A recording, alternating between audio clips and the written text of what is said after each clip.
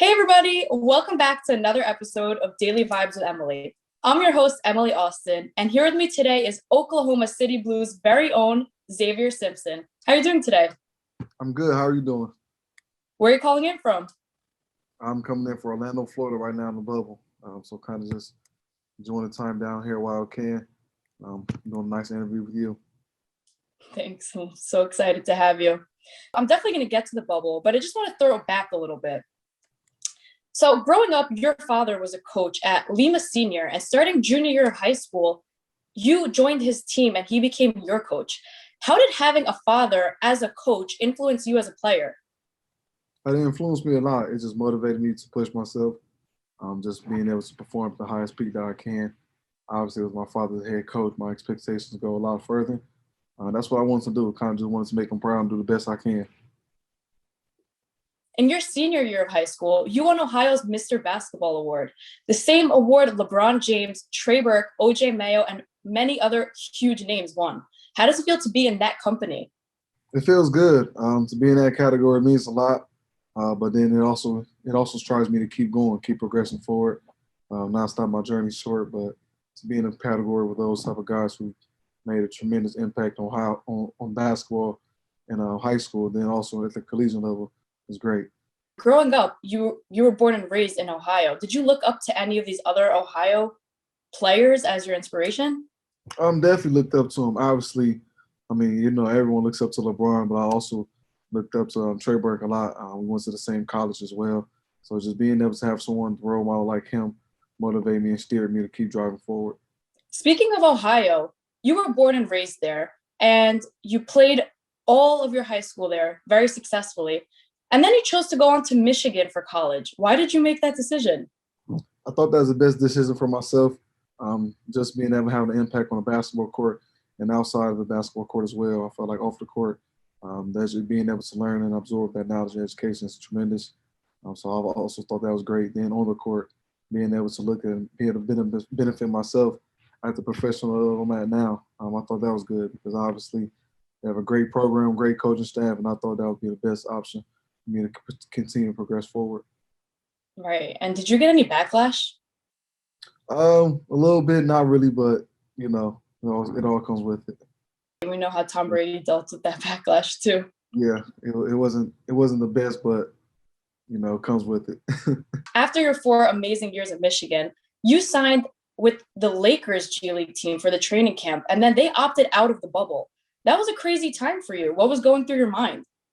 It definitely was a crazy time.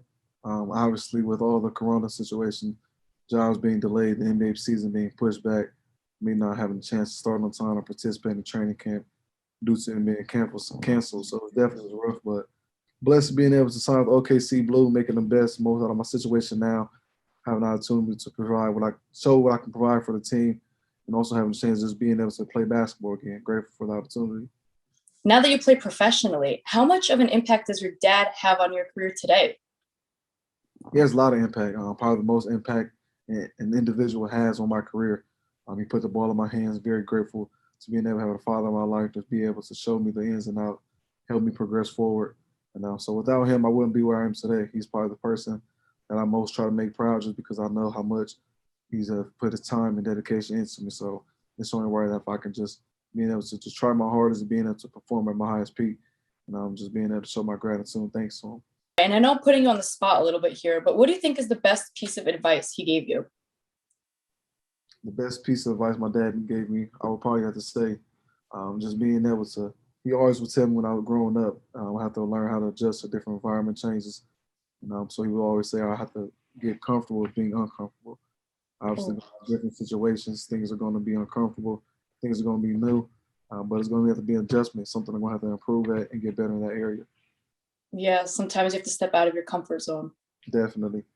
Well, you definitely had that experience. I mean, you were pretty much locked in with the Lakers, and then you had that patch where it's like, what happens now? But everything went well. You guys only have 4 games left in the regular season. How do you guys plan to finish off strong? Just being able to just finish out strong by just working hard, working smart, all the things that got us to the point we're at today. Being able to learn from our mistakes, learn from the losses that we took early in the season. Well, not early in the season, but recently.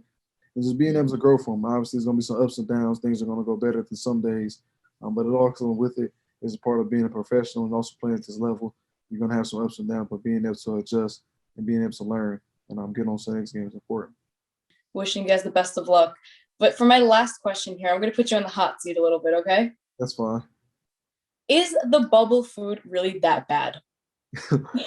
I'm not going to complain about the bubble food, but I mean, obviously, everyone has different spices and different tastes on different food. So obviously, the food isn't the greatest, but isn't the worst either. I'm just grateful that we're able to have 3 meals provided a day. A lot of people order out DoorDash or Uber Eats, which is fine. But the bubble food can be better, but I'm grateful that we have a chance of being able to eat, being able to get the fruit. They're feeding us the right thing. So at the end of the day, it may not be the healthiest or maybe the best or the unhealthiest, but at the same time, it's very beneficial and you can make the most out of it. I just figured while I have you here, you can debunk the rumor for us. Yeah, the bubble food, it isn't the best, but you got to make it work. Yeah. I know you guys have a packed schedule, so I didn't want to take up too much of your time. I just want to thank you again for joining me today, Xavier. Thank you. I appreciate it. Have a great day.